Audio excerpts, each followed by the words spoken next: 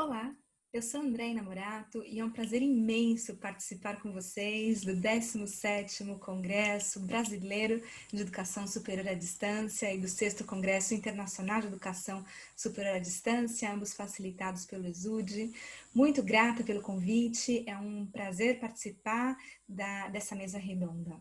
Eu vou falar um pouquinho sobre mim. Eu sou brasileira espanhola. No momento eu estou falando desde aqui de Sevilha, na Espanha, onde eu resido há 7 anos e meio.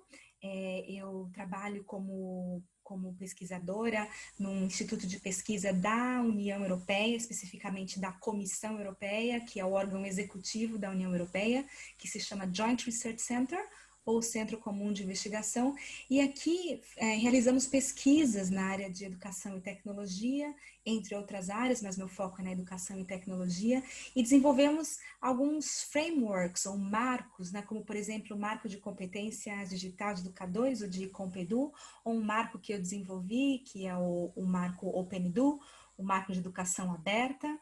E também trabalhamos com vários temas relacionados à educação, temas que consideramos relevantes e importantes para ajudar na formação de políticas educacionais nos 27 Estados-membros da União Europeia. Então, são pesquisas utilizadas pelos Ministérios da Educação desses vários países, mas também pelas instituições de ensino, pelos próprios professores, né? Claro, e o trabalho também vai muito além da União Europeia. Hoje em dia tem vários outros países que também têm esses relatórios, esses marcos como referência.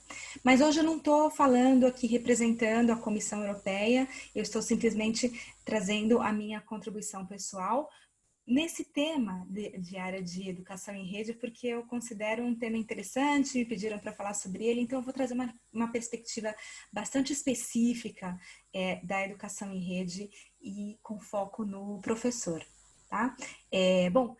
Antes de também dizer que antes de vir aqui para a Espanha, eu fiquei 11 anos na Inglaterra, trabalhando como pesquisadora na Open University, que muitos de vocês conhecem, a Universidade Aberta Britânica. E lá, desde 2006, eu comecei uma pesquisa na área de educação aberta, recursos educacionais abertos, né? Então, também foi um momento interessante que foi somando na minha carreira para chegar até o momento de desenvolver o marco Open Edu. Mas vamos lá, vamos falar sobre educação em rede, a minha perspectiva nisso. Eu vou compartilhar a minha tela com vocês para eu poder colocar os meus slides. Aqui estão. Tá? E o foco, o viés que eu queria dar nessa percepção de educação em rede é o papel da autorreflexão na docência. Como é que a autorreflexão pode ajudar a gente, né? Nós como professores. A educação em rede que eu estou colocando aqui, a minha perspectiva é uma educação em rede que vai muito além do uso da tecnologia, mas eu estou falando também de redes de pessoas, né? Redes de pessoas que podem ser ou não fomentadas pela tecnologia. Eu acho que o foco que eu vou pôr está nas redes fomentadas pelo uso da tecnologia, ainda que não exclusivo, mas que partindo do indivíduo, né? Do professor como indivíduo. Como é que esse indivíduo começa a entender-se nesse processo para criar essas várias redes? Então, eu vou colocar o foco no professor, tá? No professor como indivíduo. Bom, então, hoje o foco na autorreflexão. Vem aqui os temas principais que eu vou falar. São os 4 pilares da educação em rede, nessa perspectiva que eu vou apresentar. O meu foco no pilar do professor. Entendemos aqui que quando eu uso masculino eu me refiro ao professor ou à professora, sempre, né? Os dois. As perguntas de sucesso, vou sugerir algumas perguntas que eu considero perguntas interessantes para a gente refletir. Vou dar exemplos de instrumentos para autorreflexão e falar um pouquinho do poder, do equilíbrio e do desequilíbrio, tá? Então, mais adiante eu explico o que eu quero dizer com isso. Então, falando dos 4 pilares da educação em rede, começando. Eu chamo esses pilares de pilares humanistas porque, no meu ponto de vista, eles estão focados nas pessoas, né? Que é aquele foco que eu disse que eu ia dar, que ia focar nas pessoas. Aí vocês vão me dizer, Andréia, mas você colocou a instituição como o primeiro pilar ali. Veja bem, esses pilares aqui não têm ordem de importância, não é que o primeiro é melhor que o segundo, o terceiro ou o quarto, não, né? Eles estão aí, os 4, são importantes no meu ponto de vista. Mas eu coloquei a instituição na perspectiva de que a instituição é feita por pessoas, não é? São os gestores, os professores, os estudantes, a comunidade. Então, são as práticas dessas pessoas, não é? Que fazem a instituição. E a instituição, na verdade, ela é formadora de discursos, né? Através dessas pessoas. Então, isso é muito importante, do meu ponto de vista, colocar a instituição como um ser vivo, porque é formado por essas pessoas e esses discursos, tá? Então, é nesse sentido. Então, para dizer que eu vejo 4 pilares, claramente, eu poderia falar muito desse mesmo tema, focando na instituição, poderia falar muito desse mesmo tema, focando nos estudantes e na sociedade, né? Porque hoje em dia também tem muita resistência da sociedade, ou mitos a respeito da educação digital, da educação online, que a gente precisa ir rompendo, e já estamos rompendo nesse momento que a gente vive, não é?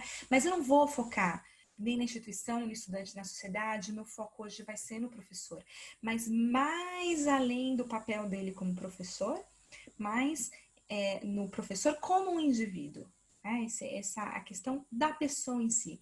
Como o indivíduo se posiciona nesse papel de professor, como ele se sente hoje, sendo responsável por ensinar online, uma educação digital, que talvez ele já fazia, já praticava, já tinha muita experiência, ou talvez algo completamente novo para ele hoje, e ele se vê nessa necessidade, né, de entender esse momento, de mover-se rapidamente para acompanhar esse momento, de fazer bem, de ter uma prática educativa e pedagógica que ele considere apropriada, e para isso ele vai precisar se esforçar e vai precisar, acima de tudo, controlar a angústia e entender esse momento de uma maneira mais tranquila, não é? Então, o foco hoje é no professor. Pilar professor, como eu disse, o indivíduo no centro. E aí, o que eu acabei de dizer, né? Eu sei que alguns de vocês estão se sentindo assim, não é? Eu também, algumas vezes, me sinto assim, dependendo do tema, do que eu tenho que fazer. Também é muito comum a gente, em momentos da vida, sentir que estamos vivendo um desafio, não é? Você pode pensar, puxa, eu já tinha tudo planejado, eu sempre trabalhei com os meus livros, as minhas apostilas, eu tenho o conteúdo todo planejado, sabia exatamente como dar essa aula presencialmente, agora eu tenho que dar essa aula online, ou eu já dava essa aula de uma maneira híbrida, agora ela foi 100% online, ou eu sempre dei essa aula online, mas eu sinto que eu preciso melhorar a minha prática online e isso está me criando um pouco de angústia, de estresse, ou porque eu não sei por onde começar, eu não tenho um curso específico nisso que eu preciso, talvez eu nem sei identificar exatamente o que eu preciso, muitas vezes esse é o caso, né? Ou porque a instituição não me concede o tempo necessário de uma forma remunerada para que eu possa me dedicar à minha formação permanente, ou porque eu tenho muitos compromissos familiares, né, ou com a sociedade e realmente não encontro tempo. Então, existem vários fatores que podem estar causando no professor uma certa angústia, né? E muitas vezes também até uma certa resistência para mudar.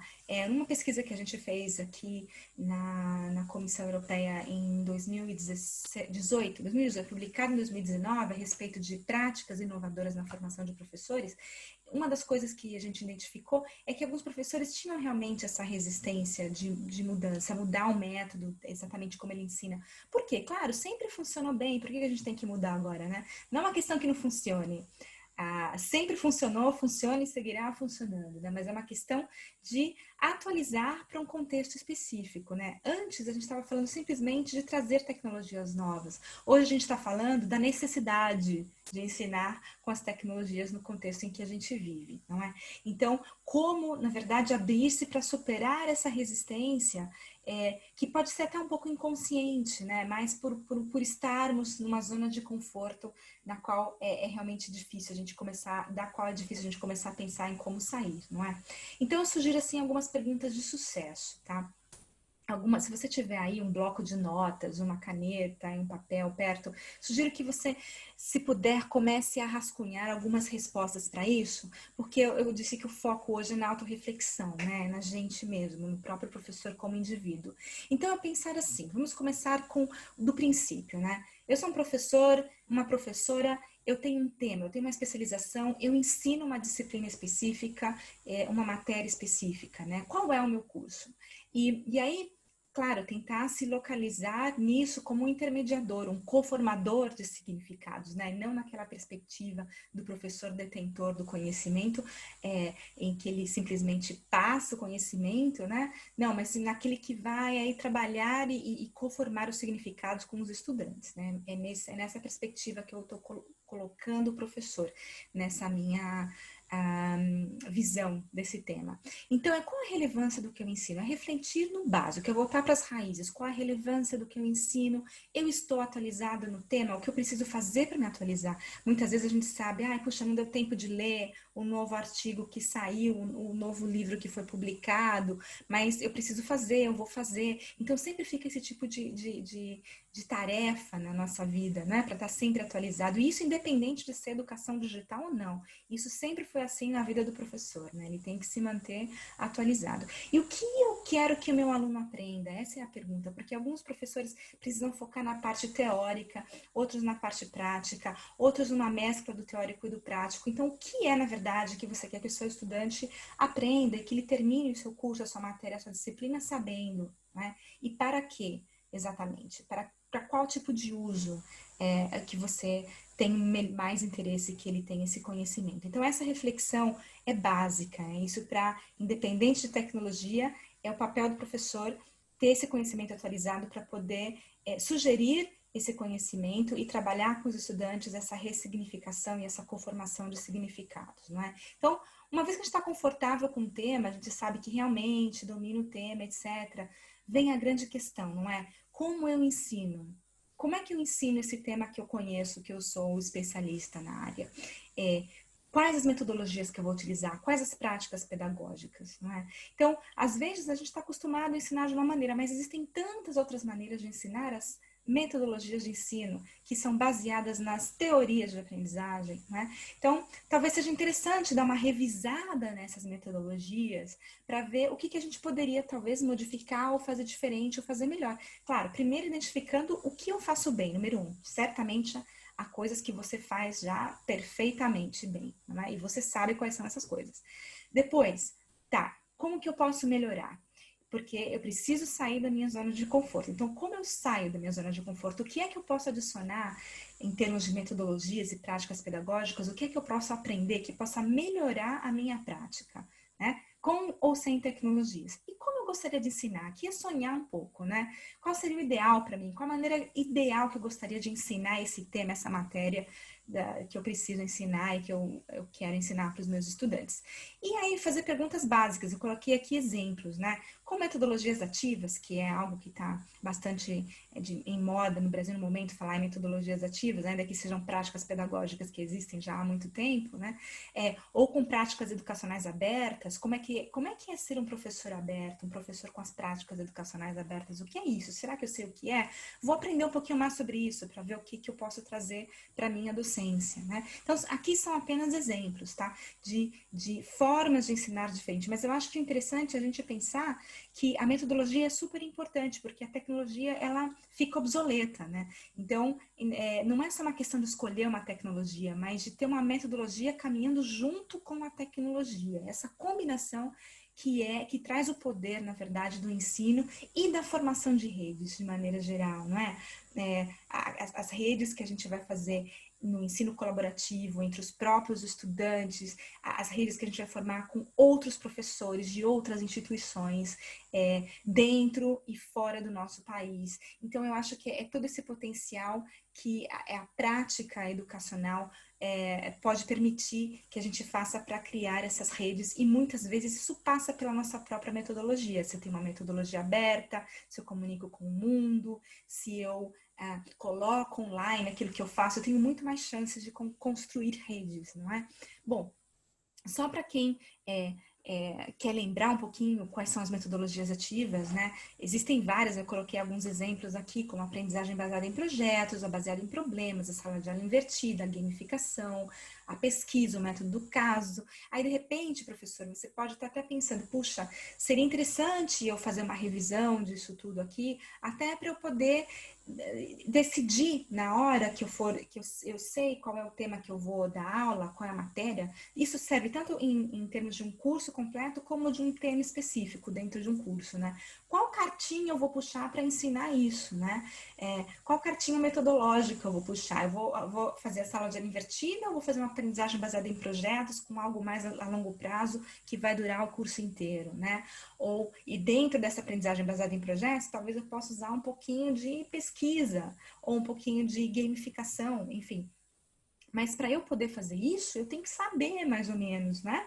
Do que se tratam essas metodologias, desmistificar tudo isso para somente depois escolher as tecnologias que melhor vão permitir que eu utilize essas metodologias e que eu ensine da melhor maneira possível ou intermedie o processo de ensino-aprendizagem com os meus estudantes daquele tema que eu domino, que a gente já viu lá atrás, né?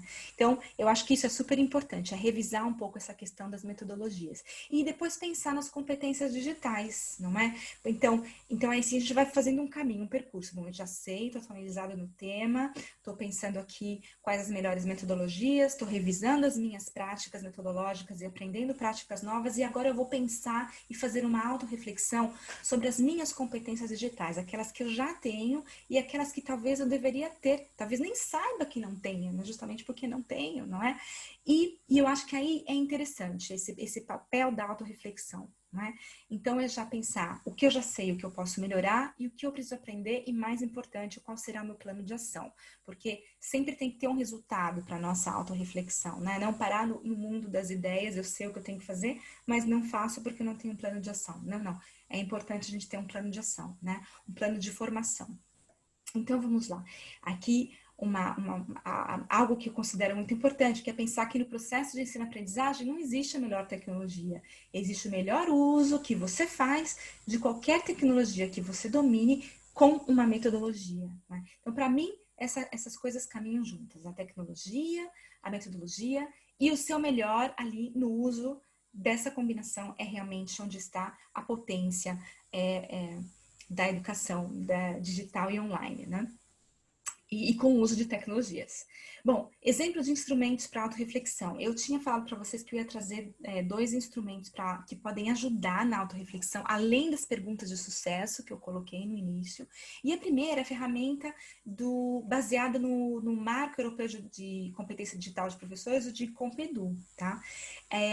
Tem aí a URL que vocês podem acessar. Na verdade, é como se fossem várias perguntas baseadas no marco para você ir respondendo, e no final sai um relatório dizendo para você qual seria, assim, onde você estaria em nível de conhecimento, mas baseado na sua autorreflexão, na sua própria percepção do seu nível de competência digital. Veja bem, não é uma avaliação, é uma ferramenta de autorreflexão, tá? Então, vai lá, é uma maneira de explicitar aquilo que você pensa sobre a sua competência digital. Então, sai esse relatório. Então, esse relatório é baseado no marco, né, de competências digitais, que tem 6 áreas. Fala, primeira área, envolvimento profissional, como é que o professor se comunica dentro da instituição, com seus próprios alunos, com seus próprios colegas de trabalho e fora da instituição, com outras instituições, com o país, com o mundo, com outros educadores, enfim. Como é que ele se maneja nessa questão do engajamento profissional e comunicativo. Recursos digitais era 2, como é que ele cria, cocria, reusa recursos. Será que ele pensa que tudo que está online está aberto para ser usado? Não. Se não tem uma licença aberta é porque tem direitos reservados, como é que ele trabalha isso, etc. Né? Ensino e aprendizagem, se é um professor que usa metodologias colaborativas, se é um professor que realmente entende, por exemplo, as metodologias ativas que eu dei como exemplo, né? Apenas um exemplo daquilo que a gente pode trabalhar em termos de metodologias. A avaliação, se talvez ele saiba usar tecnologias na avaliação, como avaliar de formas diferentes, como, por exemplo, utilizar um feedback positivo, utilizando tecnologias. Enfim, existem tantas técnicas de avaliação recentes, né, que a gente pode se atualizar. Capacitação dos estudantes e a promoção da competência dos estudantes. O professor ajudando os estudantes a desenvolverem suas próprias competências digitais, assim como na área 5, os estudantes, os professores ajudando no empoderamento do estudante, em vários aspectos, né? Até no uso responsável das tecnologias, etc. Então, é um marco bastante abrangente, que foi, então, baseado nesse marco que as perguntas dessa ferramenta online que eu falei para vocês foi feita baseada-se nesse marco. Então, aqui está uma visão um pouco mais global das 6 áreas que eu acabei de dizer e tudo que é trabalhado no marco que foi transferido de certa forma para essas perguntas que estão online, que vão gerar o relatório final da sua autorreflexão, e você pode escolher essa versão em português, tá? Entrando na página, a gente fez assim para vários níveis de educação, porque é um marco transversal da educação básica à educação superior, também educação de adulto, educação continuada, mas tem a tradução em vários idiomas e dá para fazer em português, tá? E o relatório final sai na hora, trazendo um nível de A1 a C2, né? Se você é um professor que está, por exemplo, um A2, explorando o tema agora, dentro da área específica, porque é por área isso, né? Se você é um professor que já tem uma liderança naquela área específica, de repente você é um experto em avaliação. Se você for um experto em avaliação com tecnologias digitais, você vai tirar ali uma nota C2, por exemplo, não é? Mas o mais importante disso é o que eu falei, é explicitar aquilo que a gente pensa sobre as nossas competências, né? Porque é esse o papel da autorreflexão, né? E nesse relatório você tem dicas para subir de nível. Isso que é interessante. Então, para subir de nível, o que eu teria que fazer? Porque isso vai ajudar a gente a fazer o plano de formação, que é a parte da ação que eu comentei com vocês, né? Então, essa é uma ferramenta que está disponível. E a segunda que eu queria mostrar é baseada no marco de educação aberta. Já falei algumas vezes sobre educação aberta, práticas educacionais abertas, o que é ser um professor aberto, que isso, na verdade, é utilizado muito para modernizar a educação superior, é trazer uma nova perspectiva para esse mundo que a gente está vivendo, é falar de MOOCs, é falar de microcredenciais, é falar de blockchain na educação, é falar de práticas colaborativas, de ciência aberta. Então, são as 10 dimensões do Marco Europeu de Educação Aberta, o Open Edu, que são tratadas nesse relatório que se chama Guia Prático de Educação Aberta. Ele está só em inglês, no momento ele está só em inglês, mas ainda assim dá para entender bastante, porque ele está trabalhado de uma maneira, como diz aí, bastante prática, né? Então, olha, as 10 dimensões centrais tem a ver com conteúdo, que vão muito além dos REAs, né, dos recursos educacionais abertos, dos MOOCs, né, todos os tipos de recursos digitais, pedagogias abertas, o reconhecimento da educação não formal e informal, a colaboração entre professores, estudantes, etc. A pesquisa, qual o papel da pesquisa na educação aberta, Open Science, a ciência aberta, o acesso, e então essas são as dimensões centrais, e depois vem as dimensões de apoio, que é a necessidade de ter uma estratégia, tanto pessoal como institucional, para ser um educador aberto, usar tecnologias, prezar pela qualidade e tem um aspecto de liderança aí super importante, né? Então, como é que é trabalhado isso nesse relatório que eu convido vocês a descarregarem, a baixarem online, ele está gratuito, disponível. Por exemplo, trabalhar a dimensão do conteúdo. Então, uma breve definição do que é essa dimensão conteúdo, qual o foco que a gente está dando, os benefícios, por exemplo, dos recursos digitais. E aí você vai ter perguntas para autorreflexão, né? A única diferença desse para o outro relatório, para o outro marco, é que o outro já foi digitalizado, né? Ele está numa forma de ferramenta. E esse não, está no papel, mas serve como uma ferramenta, um instrumento, na verdade, de autorreflexão, ajudando você a refletir. Por exemplo, número 1, eu posso identificar a licença de um recurso educacional. Pode ou não? Já pensou nisso? Sempre pensa nisso quando você busca um recurso online ou não? Então, é pensando nessas afirmações e pensando, eu faço isso ou não faço, e ao mesmo tempo aprendendo com elas, né? Porque conforme a gente está se autoavaliando, isso é um convite, ou melhor, reflexionando, não é uma avaliação, reflexionando sobre as nossas práticas, é um convite para a gente pensar em coisas novas, talvez coisas que a gente não tinha pensado antes, não é?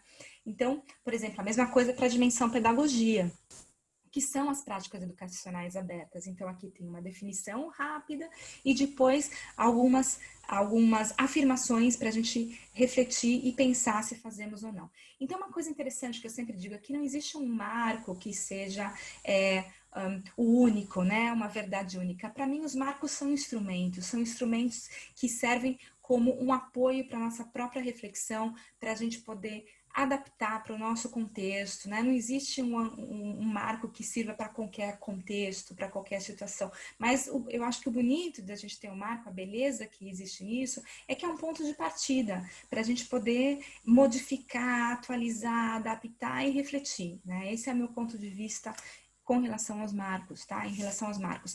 E aí eu vou falar um pouquinho daquilo que eu falei no início, que ficou um pouco na incógnita. O que é que você quer dizer, Andréa, com o poder libertador do equilíbrio ou do desequilíbrio? Então, olha aqui. Então, eu estava mostrando até agora mais ou menos um caminho, né? A importância da gente saber o que a gente ensina, o que a gente quer que o estudante aprenda, qual seja o resultado disso, saber se a gente está atualizado nisso, né? O como é que eu vou ensinar esse meu tema, esse meu curso, essa minha área, essa disciplina, essa matéria, e depois quais as metodologias que eu vou utilizar. Eu conheço as metodologias, eu posso pegar uma carta ou outra, dependendo do tema, dependendo do curso, eu uso metodologia A, metodologia B, eu combino tudo, não é? Eu uso, por exemplo, aprendizagem baseada em projetos ao longo de um curso, e dentro disso eu uso uma gamificação para um tema específico ao longo desse curso, entende? Então, se o professor domina tudo isso, eu acho que aquele estresse dele do como fazer começa a se liberar. Ele começa a sair, ele fica mais tranquilo porque ele já tem essa visão genérica desde fora, ele parou para refletir na prática dele e em como ele se sente como indivíduo, né? Pensando, ok, se eu dominar um pouco isso, se eu tiver tudo isso meio mais na minha cabeça, em vez de ficar focando só na tecnologia, como é que eu vou fazer para fazer isso online? Não, dá um passo atrás e pensa, né? Na sua vida, naquilo que você precisa realmente fazer, porque você já tem muitos compromissos, provavelmente, como todo mundo, família, professores, qual espaço você tem que abrir para fazer uma formação específica que vai te trazer essa relaxação, vai te deixar mais tranquilo e vai te fazer ver essa perspectiva que eu vou colocar. Que quando a gente tem um equilíbrio em tudo isso, que eu estava falando, né, que eu estou atualizada, eu sei como eu quero ensinar, eu entendo as metodologias e as tecnologias e eu tenho todas as competências digitais. Isso é o ideal, né?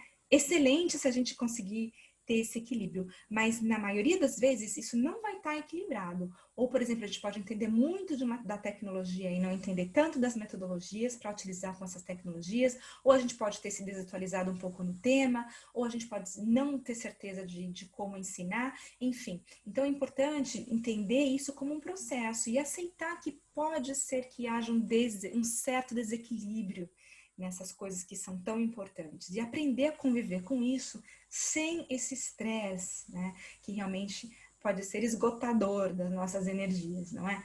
Então, a minha mensagem aqui também é para aliviar um pouco, né, para dizer, olha, é normal que haja um desequilíbrio, o equilíbrio é o ideal, mas quando a gente identifica que há um desequilíbrio, é importante, através da autorreflexão. Por quê? Porque aí nós podemos ter um plano de ação para atuar naquela área, né? E isso vai sempre ser uma constante. A gente vai tendo um plano de ação, vai atuando e com isso vai fazendo de uma forma artesanal o nosso desenvolvimento profissional, que é ao longo da vida. Isso não termina nunca, tá?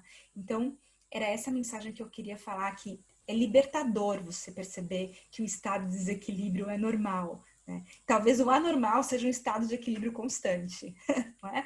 Apesar de parecer ideal, não é? Bom, e então, assim, para resumir, como a autorreflexão é importante, é isso que eu falei, todos esses passos, a identificação do tema, atualização no tema, o como eu ensino, a necessidade de sair da zona de conforto nossa, que a autorreflexão vai permitir também que a gente perceba quais são as competências digitais que a gente já tem e quais mais a gente precisa melhorar ou adquirir, e fazer um plano de desenvolvimento e, mais importante, ação. Como é que eu vou aprender isso? Eu vou buscar cursos formais, eu vou pedir auxílio da minha instituição, eu vou fazer cursos não formais, eu vou fazer um MOOC, eu vou usar recursos abertos, eu vou conversar com um professor que eu conheço que faz melhor, que eu sei que ele trabalha com tal metodologia, com tal tecnologia que eu desconheço, que eu conheço pouco, eu vou criar redes nesse sentido, não é? Então, pensar um pouco na autorreflexão, no plano de ação e nas várias redes, as várias formas com as quais eu possa tentar atuar nessa questão do meu desenvolvimento profissional constante, tá? Bom, era isso que eu queria falar, era essa perspectiva, e eu espero que que tenha sido algo interessante para a gente pensar no papel da autorreflexão, nesse poder da autorreflexão. E aí, o que acontece? Vem a tranquilidade, né? A tranquilidade mesmo dentro do desequilíbrio. Isso é super importante. Bom, aí aqui fica uma frase final que eu acho muito bonita, que é be mindful even if your mind is full. E aí vem desse conceito do mindfulness que está super trabalhado hoje em dia, né? Mindfulness também está na moda, que é falar de você estar sempre consciente, sempre no presente, né? Tendo total consciência daquilo que você está fazendo ao seu redor, o que acontece ao seu redor. E claro, aí também é o professor saber, puxa, eu estou consciente que eu tenho muitas coisas na minha cabeça, que eu tenho muitos desafios, mas que eu posso conviver bem ainda com esses desafios, porque eu também não sou o único que estou passando por tudo isso. É uma fase muito interessante onde a gente está aprendendo e está reavaliando as nossas práticas, né? Então, eu acho muito bonito be mindful, even if your mind is full. Então, nunca perder o foco. Tá? E o foco, professor, é você mesmo, né? É o seu bem-estar em primeiro lugar, é a sua tranquilidade para você ser esse professor que eu coloco aqui, um professor feliz, né? Porque não existe melhor professor, existe o melhor indivíduo que está feliz no seu papel de professor e esse vai ser um professor excelente, um grande professor, né? Bom, eu queria aproveitar para fazer um convite para vocês. Eu vou oferecer muito em breve, não tenho data ainda, mas em breve, um curso online, 100% online, gratuito, sobre recursos educacionais abertos, tá? Então, se você é um professor que quer se reciclar nessa área, sabe um pouquinho, mas quer participar dessa discussão um pouco mais ativamente, ou não sabe muito, quer aprender desde o princípio, então eu convido que você se inscreva nesse curso. A gente já tem uma lista de espera. E é só mandar um e-mail para essa direção aqui, não para o meu e-mail pessoal, mas para o info.ainamorado@gmail.com. Não precisa escrever nada no correio, no e-mail, simplesmente coloca no título interesse no curso REA e quando eu for lançar o curso eu vou avisar você, tá bom? Então, muito obrigada pela sua atenção e eu espero que a gente possa ter uma conversa agora ao vivo aqui no Congresso. Tchau, obrigada.